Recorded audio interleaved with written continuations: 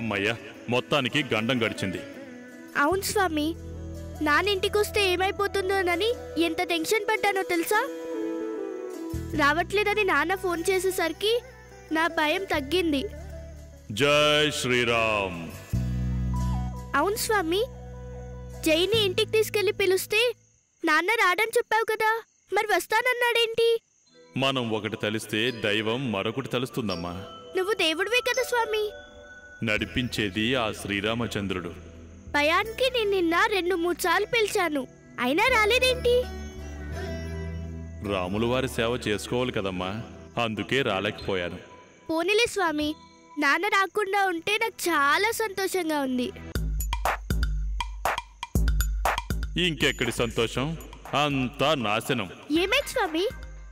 అదిగో అటు చూడు, ఆ చిచ్చరపిడికి వస్తున్నాడు.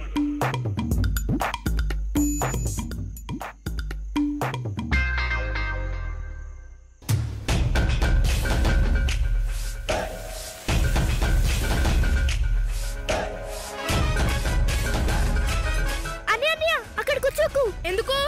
కావాలంటే ఇక్కడ కూర్చో. నేను ఇక్కడే కూర్చుంటాను. అలా కుట్టావేంటి స్వామి? లేకపోతే నా మీద కూర్చుంటే నేను ఊరుకుంటానా?